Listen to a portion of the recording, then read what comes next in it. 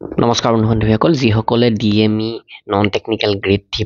4 এক্সামৰ বাবে অপেক্ষা কৰি আছিল তেওঁলোকৰ বাবে আজি আহিছে এখন নতুন নোটিছ তো এডমিটক লৈ নহয় আপোনালোকৰ প্ৰফাইলটো আকৌ আপডেট কৰিব লাগিব তো এই নোটিছখনত কি আছে ভিডিঅ'টোত কম সময়তে আপোনালোকক জনাম আহক ভিডিঅ'টো আৰম্ভ কৰোঁ তো প্ৰথম কথা এক্সাম 9 তাৰিখে হোৱাটো আপোনালোকে খাটাং বুলি ধৰিব পাৰে আৰু ইতিমধ্যে ডিএমই এক্সামৰ বাবে আমি অসমীয়া আৰু ইংৰাজী মাধ্যমৰ পিডিএফ এভেইলেবল কৰিছো মাত্ৰ 110 টকাত ইংৰাজী মাধ্যমৰ পিডিএফখন কিনি ল'ব পাৰে আৰু অসমীয়া মাধ্যমখন কিনিলে মাত্ৰ 125 টকা ডেসক্ৰিপচনৰ লিংকৰ পৰা আপোনালোকে এই দুখন পিডিএফ কিনি ল'ব পাৰে আৰু যদি আপোনালোকে এই এক্সামৰ বাবে অনলাইন মক টেষ্ট বিচাৰে তেতিয়াহ'লে আমাৰ হোৱাটছআপ নম্বৰ ডেসক্ৰিপচনত দিয়া আছে আপোনালোকে আমাক হোৱাটছআপ কৰিব পাৰে তো আজি এই নোটিছখন আহিছে আৰু ইয়াতে আপোনালোকে মন কৰক তো অফিচিয়েল এডভাৰটাইজমেন্টৰ নাম্বাৰো দিছে নাম্বাৰ HSC ৰিক্ৰুটমেন্ট গ্ৰেড 160 2024 এনেকৈ নাম দিয়া আছে আৰু 16/2024 এই এডভাৰটাইজমেন্টৰ কথা কৈছে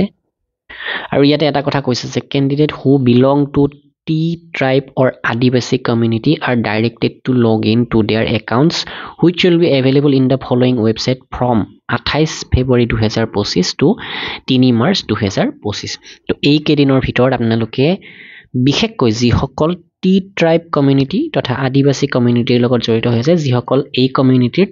তেওঁলোকৰ প্ৰফাইলটো আপডেট কৰিব পাৰিব বিশেষকৈ ৰিজাৰ্ভেশনটো ক্লেইম কৰিবৰ বাবে তেওঁলোকে লগইন কৰি